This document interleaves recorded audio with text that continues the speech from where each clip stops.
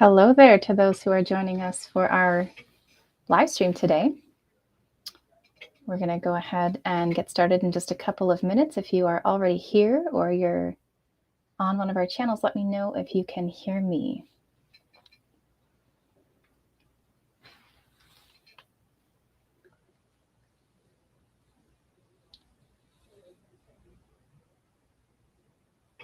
Thanks for being here. If you're watching, let us know where you're dialing in from and if you can hear me okay. We are here for our live broadcast on day 5 of a 5-day series on the path to full-bodied leadership.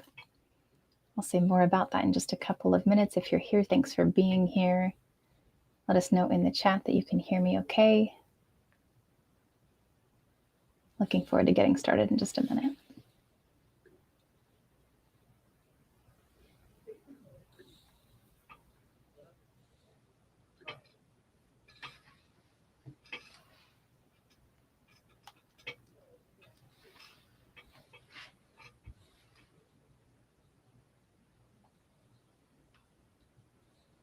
Awesome. It looks like we are live on LinkedIn. Hi, Sora. Good to see you again. Thanks for being here with us. I'm curious, how's the weather in West Virginia?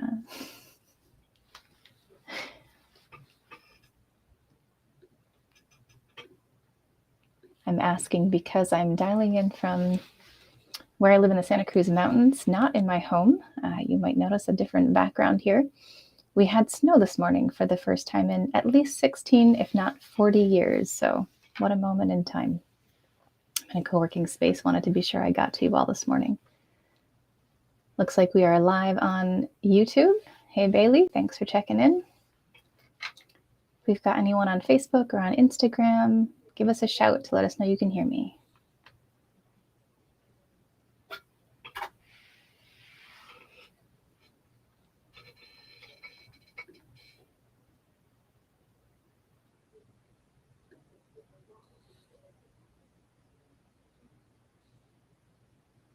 Yes. Hey, Karen, thanks for being here. Thanks for holding it down on Facebook. All right, Instagram has been our wild card. If you are watching us on Instagram, know that it's the first time we're broadcasting on Instagram. Thanks, Karen. I'm glad you can hear me. All right, very good. Well, if you are on Instagram and you have a way to chat us, let us know you're out there. I'm going to go ahead and dive in. So welcome. Thank you for those who are watching live. Thanks for those who've been watching live all week for this 5-day series on full-bodied leadership. It's been a pleasure to be with you. It's just really great to know that you're out there. I haven't in the past done a lot of live broadcasting, so it's great to get to do this way and kind of be in the learning curve of it. Thank you for being with me in it. And if you're watching later, thanks for your patience as we get rolling. Get started here on the live. Diving in, we're going to go ahead and start with some teaching on the 5th stage of full-bodied leadership, which is called the Empowered WorldShaper. So what's great about this stage is that it's actually the stage after really the entire journey of getting to full-bodied leadership, as we talked about yesterday. And I can't wait to share more about this stage with you, especially those of you who have been on this journey with me for a while. I think it can be fun to think about like what's beyond the possibility of once we've gotten there. So a few words in case you're joining us for the first time or you don't know me well. I'm Leanne Mallory. I am the creator of the Guts and Grace Women's Professional Coaching Program and also author of the book by the same name, Guts and Grace, A Woman's Guide to Full-Bodied Leadership. I am a teacher, an artist, a guide, a coach.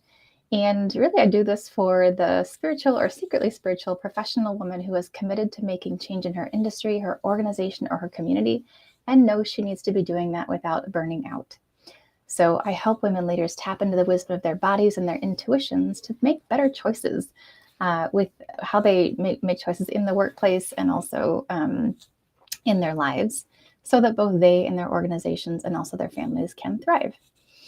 So that is what we're up to here. And since we're talking about the path to full-bodied leadership, I like to start us off by taking a moment to feel our bodies. So wherever you're at, take a deeper breath than you were taking before and let yourself begin to feel. We do this because often as we're thinking a lot or moving through our workday, we don't always pause to check in. And sometimes we notice things that are good to know. I feel tense. I'm not breathing. I need to pee. Whatever.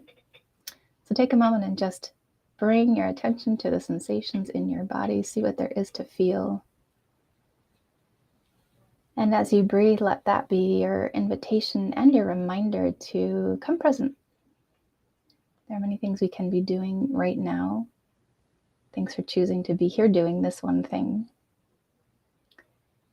And as we do this together, I want to kick us off with a couple of affirmations. One, I want to affirm that we are in exactly the right place at exactly the right time to do the learning that will support each of us on our growth and expansion today. That the decisions that we are making and the growth we are in and the change and the healing that we're embracing right now is already having an impact on us and the people in the world around us. I want to affirm that we know exactly what we're built for deep, deep down, and that indeed we are the ones that we have been waiting for. And it's no longer time to wait. Thank you all. So as I mentioned already, we're here for a week of teaching on full-bodied leadership, the path of how to get there, really how to grow into this, let's say, new paradigm type and state of leadership. And what we're up to here is a process of dismantling what I call the patriarchy within. What that means is the ways that we've over time taken on the behaviors, the mindsets, the ways of being and doing, even the embodied shaping, the way we carry ourselves in our own skin that we learned in a context probably built by men. In a context that maybe wasn't built by folks who look like us or think exactly like we would do inherently or naturally. And we're in the conversation about the fact that some of these behaviors may be working, but some maybe need to be laid to rest in order to really lead sustainably and in order to show up as our brightest, our truest, our realest, and our most inspiring selves, which might mean, if we're already executive leaders, being able to make a bigger impact in the world. And if we're not yet at that level, but we aspire to climb the ladder or to get that next promotion, it's really doing this type of work that can help to dissolve and untangle our relationship with a quote unquote glass ceiling and really be able to take a step forward. So there's lots of juice if you haven't been with us the last 4 days in the earlier teachings around how to kind of get to the point that you are living the experience of a full-bodied leader, that something is different and is not as entangled in the old paradigm about the way that you're succeeding right now. What we're going to move into today is the question, like, what's beyond that? If I get there, if I reach the state of being fully embodied in my leadership, fully embracing my own authenticity and actually getting paid for it, and actually in the right role where I can do that well, where I'm being valued for what I value in myself, well, then what? And the answer could be nothing. It could be, well, I kind of ride the wave. I'm happy with that.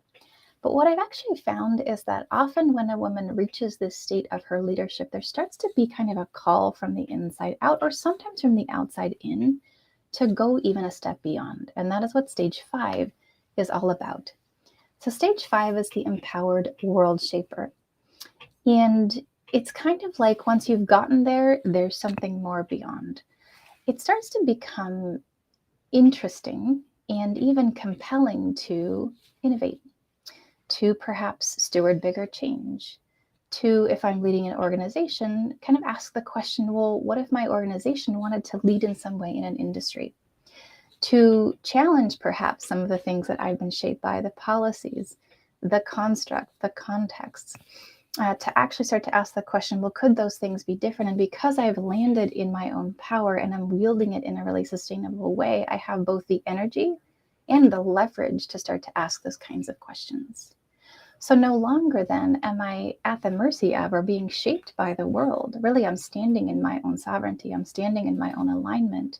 And when I can do that and I have a little extra energy to give, or a lot of extra energy to give, because I've learned how to do that sustainably, I start to maybe feel compelled to shape something back, to start to change that tide. And if we look around the world, I think we can see that there are role models out there, maybe not as many as we would like, hey, but role models out there of women who have done this well. These are the Oprahs, the Beyoncés, the Sarah Blakeleys, the Michelle Obamas, the Eileen Fishers, one of my role models who I mentioned the other day. And they're women who have done a lot of their own inner work. Maybe they're not perfect. Yeah, none of us are. But they've done enough of their own inner work that they're really fully in themselves. And now they're giving back. And now they're letting their influence actually have a different kind of impact.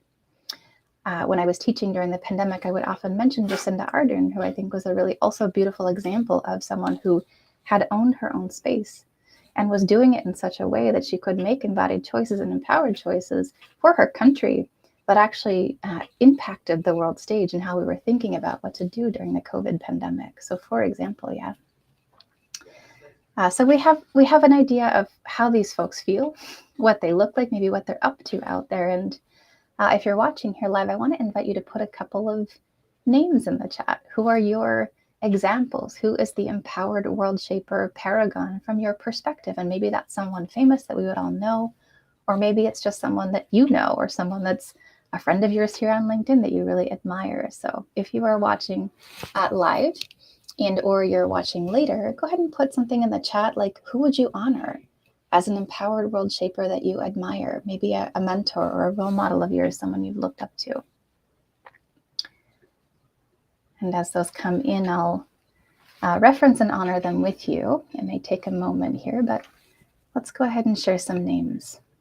Because it's something to get to this kind of state. It's something to walk in our own dignity, our own sovereignty, to be fully authentic in who we are, to lead in such a way that we've really owned our own space and owned ourselves, and then to take the risk to do more. Yeah, sometimes we start to push on things and we get pushed back. Sometimes from this stage, in stage 5, we actually experience the challenge of what it means to wield power and to be critiqued for it and to have folks have opinions about it and so on and so forth. But nonetheless, there's something really beautiful about that as well. Okay, I'm not seeing chats come in. I know we had trouble with this yesterday. If you are out there and you're writing names, thank you. I do look forward to sharing and to checking these out later. If you don't feel like putting the name, just let me know if you can hear me and you're able to chat again, just so that I know the chat is or isn't working. Meanwhile, I'm going to go ahead and talk a little bit about the hallmarks of this stage. So as we've been doing over the last couple of days, we're talking about a stage or kind of a part of the journey of evolution of a woman in her leadership to full-bodied leadership. And then what does it look like, or what happens when you're in that stage?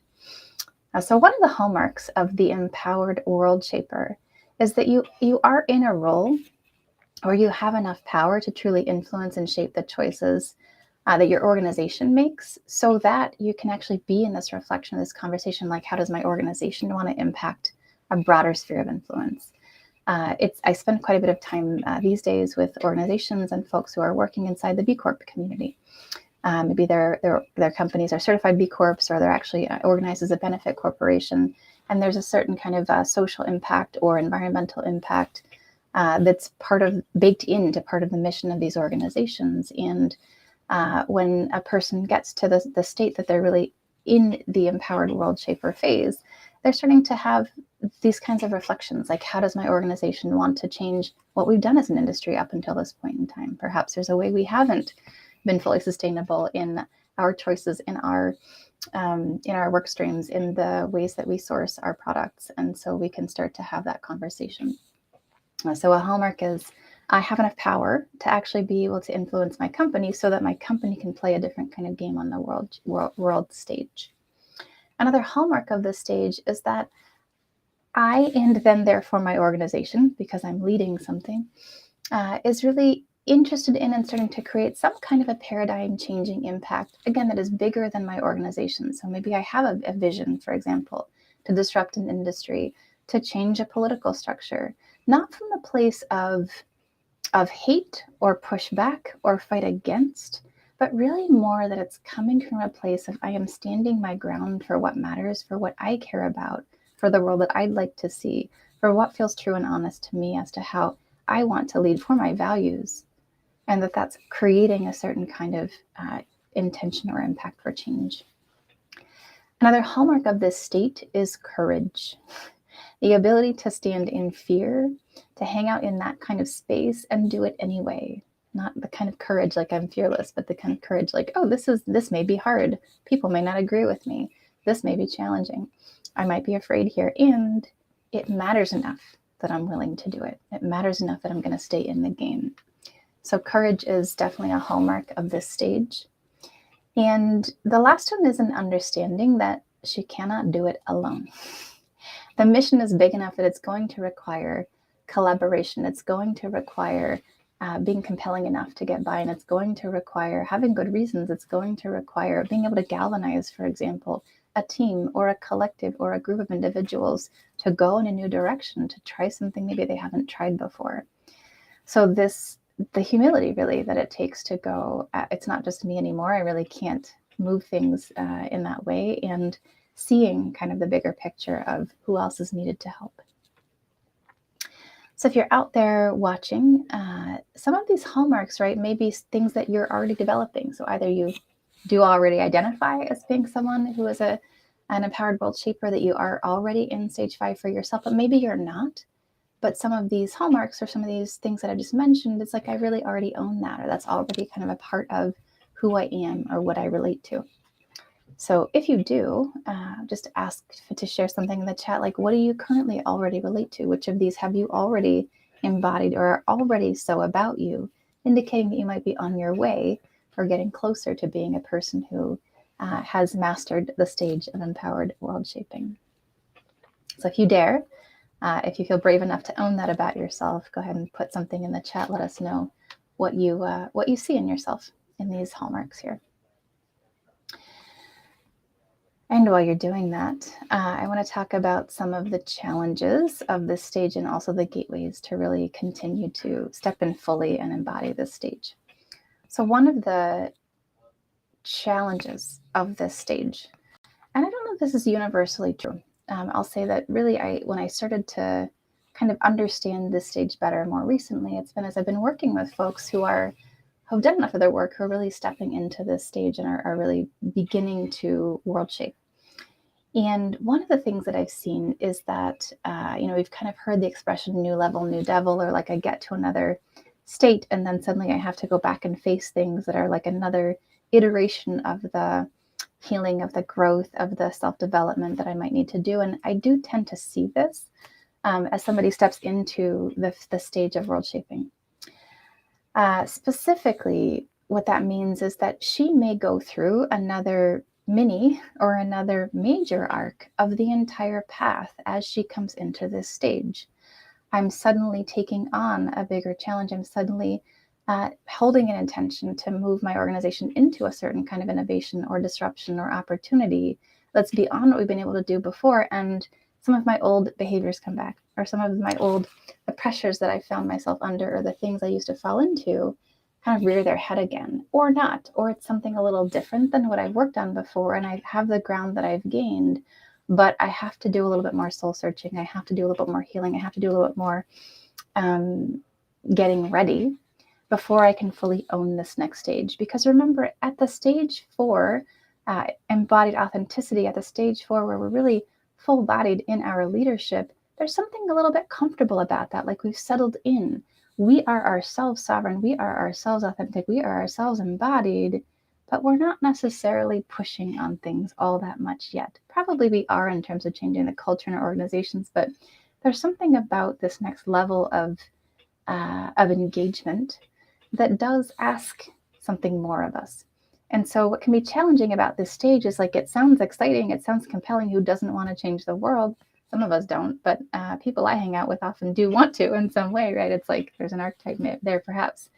But it's like, it sounds like a good idea. It sounds like kind of cool to change the world. And yet it asks this thing of us. And so the decision to step in can often come almost hand in hand or pretty quickly with another ask in terms of another layer of self-work.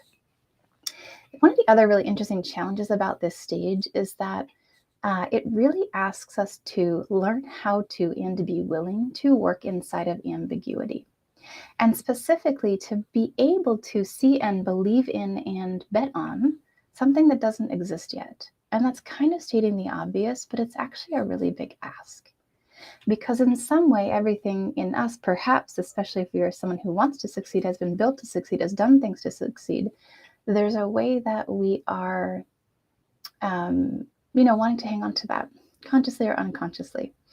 And to say, I'm creating this, we're going to do this, to make a big enough declaration that we don't know if we can actually succeed at, that we don't know if the industry will evolve, we don't know if our company can accomplish this thing that's not been done before, then there's a little bit of ego tension there, right? It's like, I want to say that, and I know that I need to declare it to galvanize the people who might want to follow me to do it. And yet, at the same time, what if I say that and it doesn't work? Have I made a fool out of myself? That may not be exactly every person's mind chatter, but there's something in the tension of that I think is really potent and worth naming. Why don't we step in? Because what if it doesn't work? What if it's not possible? I'm envisioning something that hasn't been done before. And so the empowered world shaper has to be willing to believe in the unknown enough and risk betting on herself, betting on her team, others betting on them and betting on her, even though she might be wrong, even though it might not be possible. Even in the moments when the evidence is pointing in the opposite direction. We said we were going for this, and then suddenly our revenue went down. Okay, should we keep going? And that's not like a one-time moment of decision, right? It's like ongoingly and ongoingly and ongoingly. Am I willing to risk staying in the vision, staying in the commitment, even when evidence says it might not work? It might not work. So that is why the work we did up until getting to stage 4 is so important, because in a way it requires this sort of fortitude to get through this experience of creating in the unknown, tolerating ambiguity. The stage 4 of being authentically embodied and really embracing this full-bodied leadership experience, it's like, I've done enough work to have my own back. I've done enough work to be able to stand on my sovereignty. I've done enough work to be self-determined and to really trust and to be able to move from that place that I can ride on that to do this next layer of world shaping. So some of the gateways, like how do I work in this stage to really succeed at it, to have it become something that I've mastered, that I'm actually doing in the world and that I'm good at or is working. One of them is really kind of like a broader capacity to and willingness to take responsibility beyond what's obviously mine. So we talked about this some in earlier stages. In the engaging and disrupting stage, there's a, looking at myself through a lens of maybe I didn't create that exactly, but in some way I co-participated, and therefore then there's the possibility to further empower. There's a phrase in the shamanic world called the sacred mirror.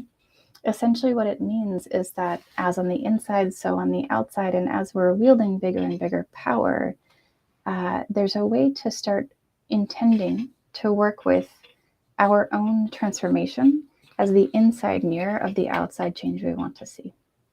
Now, I don't know if it's foolproof.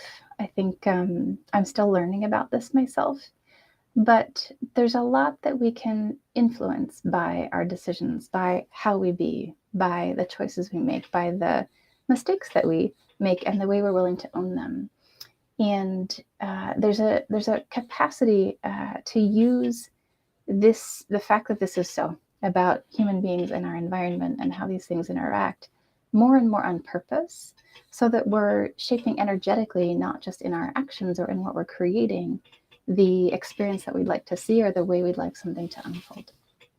This gets a bit into metaphysics, which if you're interested in this kind of thing, let's have a conversation. I do work with a small group of folks where we're really exploring this stage of the empowered world shaper. But just to say, there's something about another layer of willingness to be in responsibility and to be in the grapple and the dance of that is part of where the power comes from and can get wielded to have this stage really start to click. And then the last thing is much less complicated than that. It's simply the willingness to ask for and embrace help, because one cannot do this stage alone. So being able to be inspiring, to be able to galvanize people toward your mission, to be in a practice of actually asking when you don't know or asking for help is also part of the gateway into this stage, and really to be able to fully embody this stage. So I hope this is helpful, interesting. Some of you, I noticed, let's see what we have in the chat here. Sora says, sorry for the lack of response. Big questions that take me longer to think about. 100%. especially if we're still kind of on the edge of coming into this stage or curious about, but don't yet relate to this stage. It's hard to kind of imagine, well, what is it? What is here for me? Um, and Karen says, I realize I can't do it alone, but I also have some trust issues with it. Yeah, 100%. I can relate to that myself. I'm still on my own journey around these things. And definitely good that you know where your edge is. Yeah. Thank you for sharing. Okay, it looks like we may have a little bit of another challenge like yesterday. All right, hopefully you're still live. You can still hear me. Let me know. Just put, if you're on chat and you're on one of our channels, let me know if you can still hear me. I'm going to go ahead and keep rolling, but I'll back up if we need to. So why talk about this stage now? I think up until probably a year or two ago, mostly what I was teaching on was that there were 4 stages, and let's get to fully embodied authenticity and fully embodied leadership. And I think more and more through the COVID pandemic and more through the last couple of years, as things have started to get disrupted in various industries, disrupted on the political scene, I think we can see even more clearly that there is a need for something different. When I started to think about the stage and really started to kind of engage with it, it was as a few of my clients were moving into this stage. And at the same time, again, I was studying with and spending more time with conscious business communities and really sitting with the question, well, who shaped the old paradigm? And I think some of us have never thought about that question before. And some of us spend our days and our lives working to dismantle that. So I know there's a really broad range of who might be watching this live stream right now. One of the groups that I was particularly curious about are the folks who we have called in business the Titans of the Gilded Age.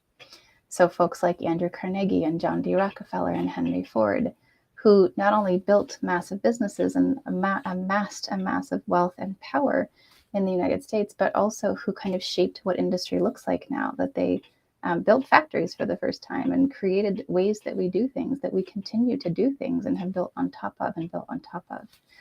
And when I think about this collective of humans, many of them were men, most of them, maybe all of them.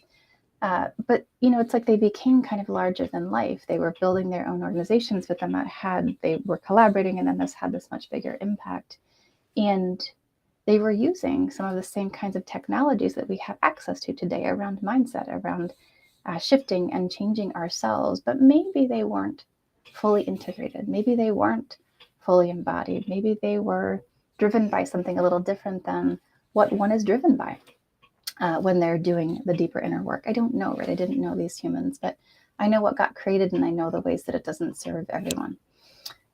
So I happen to have the perspective that the world needs to be reshaped right now and will be reshaped by people, maybe especially women, who have done their inner work, who have really reached this stage of full-bodied or fully embodied leadership, who are in a very authentic way listening to what their bodies, their intuitions, their instincts have to say about how we can be doing work together and how we can be with each other in a good way. And I think that's not an easy it's easier to get to power than it is to get to fully embodied. It's easier because we can take shortcuts to get to power, but we can't really take shortcuts to get through stage 4. We can't really take shortcuts to embrace all of the deeper parts of ourselves and come out fully integrated, whole, and authentic on the other side. And I think when we're willing to do this, when we're willing to go the slower route, we see leaders and then their companies making decisions that are able to take a broader group of stakeholders into account. We're seeing leaders that are actually able to innovate, but in a way that doesn't have as much of a cost for someone on the other side, for example. So I don't know. I'm still learning, like you all are perhaps, but I actually believe that many of us, maybe all of us, have access to this stage, that this is a place that we can aspire to, that the empowered WorldShaper could be any of us in business, and it isn't a short path to get there. It really is a path to walk that asks a lot of integrity, that asks a lot of facing ourselves and facing others. And I want to invite, as we get closer to completing this live stream, that you consider, is this something that might be for you? Meaning, do you see yourself perhaps maybe a year from now, maybe a few months from now, maybe 10 years down the road as someone who might contribute in this way? And if that's so, if you do, or if it sounds exciting to you, if there's something in you that sort of feels called by that, to really ask the question, like, what path do I need to walk to get there? And what support do I need to get there? Who do I need to become? But what do I need to face in order to become that? So that I have the integrity, so that I have the fortification, so that I have myself, I have my own back in such a way, and I know myself, and I have my own capacity to lead or move in these ways. So I will leave you with that really as a reflection question. And if you are here and you want to chat with us today, I think the question I'd like to ask for the chat is, what hope do you have for how the world might be shaped by these empowered world shapers, including yourself, including ourselves? What hope do you have for how the world might be reshaped by those who are able to do their own self-work and really lead from this stage? If you feel compelled, you could also share who you hope it will be reshaped by. Again, maybe there are names there, or maybe it's just a group of folks that you have your eye on that you think can really get there. Okay. All right. So it's 12:29 here. I am going to take us through a brief centering practice, just one more practice to support us along the path, and I'll say a few words to close. So if you're here still, go ahead and take a moment to bring your attention back to your body and let yourself feel the integrity of your own spine and sitting upright without overreaching or trying. Let yourself feel, invite expansiveness across your own chest, across the front of your body and your hips and the back of your body, so that you're taking up the space you really take up.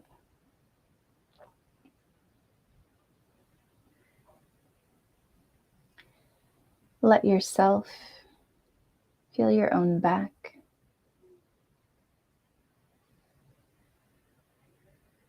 Having, by sensing and being with your own back.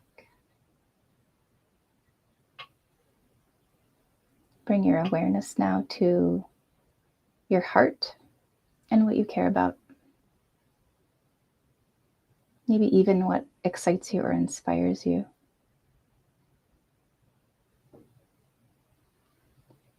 And then feel for your front, the human, awesome, vulnerable, forward-facing part of you that makes contact with the world every day.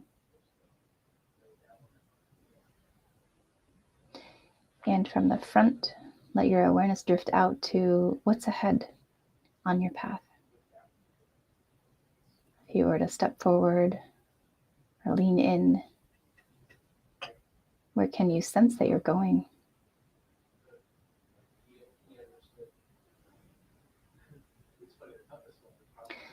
Good, and then take a moment, and if there is any way you relate to this conversation about being an empowered world shaper, just let yourself call to mind, while still feeling your body if you can, the way you'd like to see the world shaped. Pick one thing.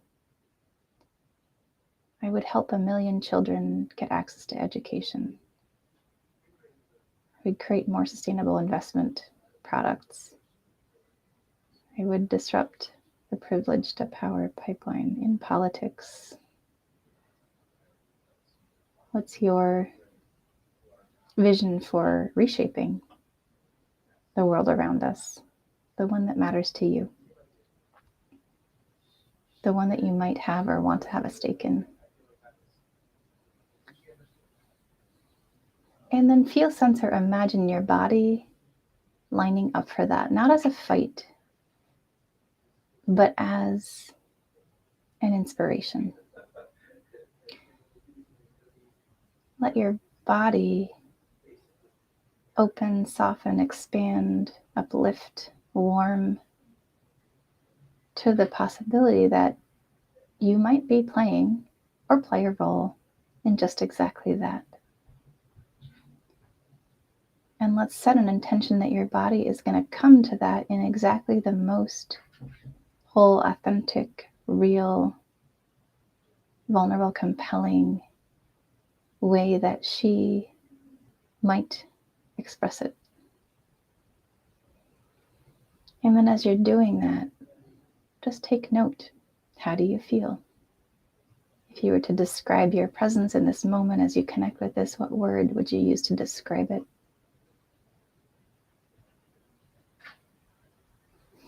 It's funny, the word that comes to me is wild. It's not what I expected. And just let yourself feel the quality of that particular word or vibe in your presence. Like we said before, take a body snapshot. I can remember what this is like.